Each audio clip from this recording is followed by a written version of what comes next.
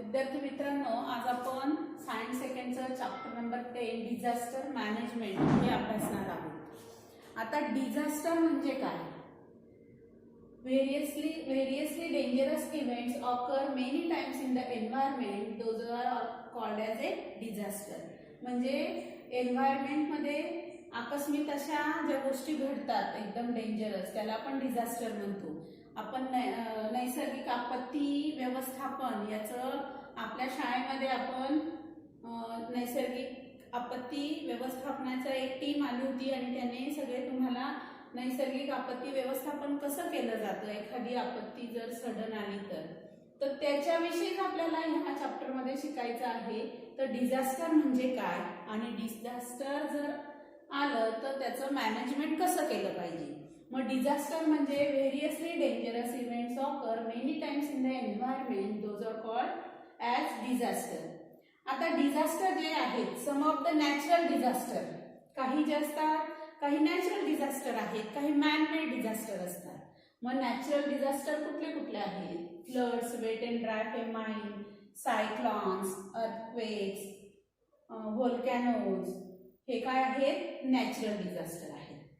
मग आता डिझास्टरचं मिनिंगच मी सांगितलं, ऑल ऑफ ए सडन. म्हणजे ही जी गोष्ट असते नैसर्गिक आपत्ती, ती काही सांगून येत नाही, तर एकदम आकस्मिक सडन होत असते. म्हणून सडन हा जो शब्द आहे तो याच्या डेफिनेशन मध्ये आलाच पाहिजे. तर these are all of sudden troubles to the mankind, that is called as a disaster. Word like huge and sudden are important. मग आता डिझास्टरचे आपण टाइप्स 9th स्टँडर्डला शिकलेलो आहोत. नॅचरल डिझास्टर कुठले आहेत, त्याच्यानंतर मॅनमेड डिझास्टर कुठले आहेत. मग आता आपल्याला डिझास्टरचे टाइप शिकायचे आहेत.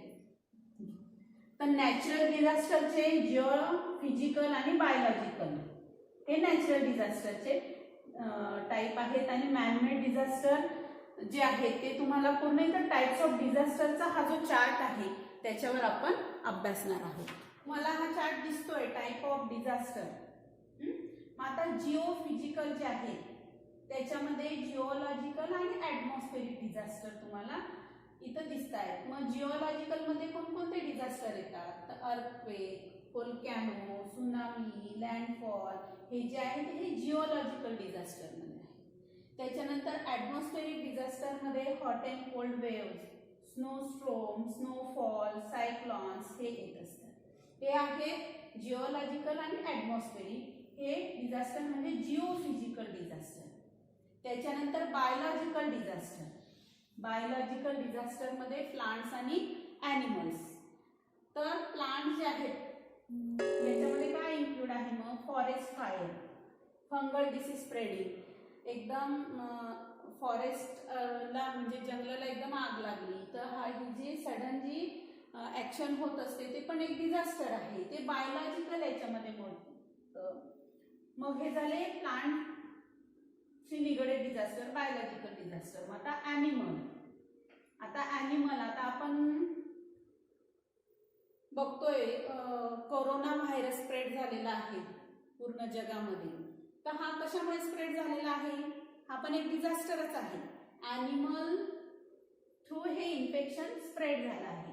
मग ॲनिमलमध्ये इन्फेक्शियस व्हायरस येतात, काही बॅक्टेरियामुळे होणारे कॉलरा असेल, मलेरिया असेल, हिपॅटायटिस, प्लेग, हे जे साथीचे रोग स्प्रेड होतात हे पण एक डिझास्टरच आहे. कशामुळे स्प्रेड झाले? ते ॲनिमलमुळे. ते कशामध्ये मोडतात? Biological disaster. त्याच्यानंतर मॅनमेड डिझास्टर हे नॅचरल आहे. फॉरेस्ट फायर जी आहे ती पण काही नॅचरल याच्यामुळे आग लागली तर ते पण एक नॅचरल डिझास्टर मध्ये कन्सिडर होतं. आता मॅनमेड डिझास्टर मध्ये अननोन आणि इंटरनॅशनल असे दोन टाईप तुम्हाला दिलेले आहेत. आता अननोन मध्ये पॉइझनस गॅसेस आहेत, ॲटॉमिक टेस्ट आहे, अनप्लॅन ॲक्शन, ॲक्सिडंट, हे मॅनमेड डिझास्टर आहे. त्याच्यानंतर इंटरनॅशनल मध्ये वार आहे, फायर, बॉम्ब ब्लास्टिंग, त्याच्यानंतर force migration, rapes, child labour, या टाईपचे जे आहेत हे इंटरनॅशनल म्हणजे मॅनमेड डिझास्टरमध्ये हे टाईप तुम्ही बघायचे आहे. ठीक आहे. तर टाइप्स ऑफ डिझास्टरचे किती तुम्हाला अभ्यासायला आहेत? 9th स्टँडर्डला तुम्ही अभ्यासलेला आहे. नॅचरल कुठले आणि मॅनमेड कुठले डिझास्टर आहेत. तर आता टाइप्स ऑफ डिझास्टरमध्ये जिओफिजिकल, बायोलॉजिकल आणि मॅनमेड हे तुम्हाला मी सगळे सांगितले. आता डिझास्टर म्हणजे काय आणि डिझास्टरचे टाइप्स कुठले आहेत हे पॉइंट आपण अभ्यासले. तर आता डिझास्टर जे आहे तर डिझास्टर कुठले कुठले? फ्लड, ड्राय फेमाईन, अर्थक्वेक, त्याच्यानंतर फॉरेस्ट फायर हे डिझास्टर आहे. मग डिझास्टरचे टाइप्स आपण बघितले होते. मग आता आपण आजच्या लेक्चरमध्ये effects of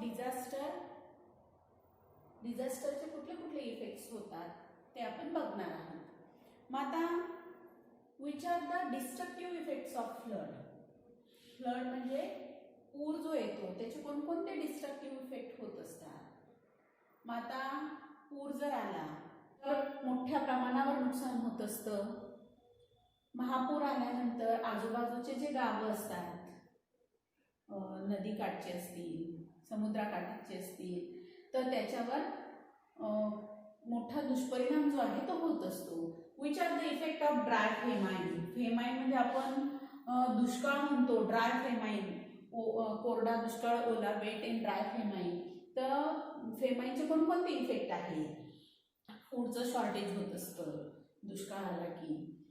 which are the destructive effect of earthquake. भूकंपाचे कोणकोणते इफेक्ट्स आहेत? आपल्याला माहिती भूकंप जर झाला तर बिल्डिंग जे आहेत ते कोलॅप्स होतात, ब्रिजेस कोलॅप्स होतात, त्याच्याने जीवितहानी तर होतेच, ते रिकन्स्ट्रक्ट करायला खूप मोठा पिरियड हा जात असतो. What are the forest fire. Forest fire जे आहे ते म्हणजे काय? त्याचे कोणकोणते इफेक्ट एन्व्हायरमेंटवर होत असतात. तर मग आता आपल्याला इफेक्ट्स ऑफ डिझास्टर याच्यामध्ये आपण हे जे क्वेश्चन्स बघितले तर आपण वेगवेगळे इफेक्ट्स हे डिझास्टरचे होत असतात. मग collapsing of bridges, flooding of coastal villages. महापुरामुळे जे सीशोअर म्हणजे समुद्रकाठावरचे जे गावं असतात त्याच्यावर मोठ्या प्रमाणावर याचा इफेक्ट होत असतो. Shortage of food due to famine are some of the problems of flood. फ्लडमुळे पण फूडचं शॉर्टेज होत असतं. Collapsing of houses, developing cracks in the land. भूकंप जर झाला तर जमिनीला तडे जातात. असे इफेक्ट अर्थक्वेकमुळे होत असतात. फ्लडमुळे कोणते होतात? अर्थक्वेकमुळे कुठले होतात? मग हा डिझास्टर जो आहे डिझास्टरने वेगवेगळे, मग कुठलाही डिझास्टर असो, फ्लड असू द्या, फेमाईन असू द्या, अर्थक्वेक, फॉरेस्ट फायर, याचे वेगवेगळे परिणाम जे असतात ते होतच असतात एकदम. मग आता disaster definitely affect the economy of nation. आपल्या देशाची आर्थिक परिस्थिती जी आहे त्याच्यावर डिझास्टरचा परिणाम हा तो मोठ्या प्रमाणावर होत असतो. If any part is destroyed there are long lasting affect the economy. एखादा पार्ट जर डिस्ट्रॉय झाला तर त्याचा तो कव्हर करायला खूप वेळ पण लागतो आणि त्याच्यावर पैसा पण भरपूर खर्च होत असतो due to the huge expense and its reconstruction. म्हणजे एखादा पार्ट जर डिस्ट्रॉय झाला तर त्याचे लॉंग लास्टिंग इफेक्ट इकॉनॉमीवर होत असतात, कारण ते कन्स्ट्रक्ट करण्यासाठी मोठ्या प्रमाणावर खर्च हा होणार असतो. असे वेगवेगळे इफेक्ट जे आहेत ते डिझास्टर, मग डिझास्टर फ्लड असू द्या, वेगवेगळे आपण डिझास्टरचे टाईप बघितले. नॅचरल डिझास्टर आहेत, काही मॅनमेड डिझास्टर आहेत. याचे इफेक्ट्स हे एन्व्हायरमेंटवर होत असतात. सगळ्या याच्यावर त्याचे दुष्परिणाम जे आहेत ते होत असतात.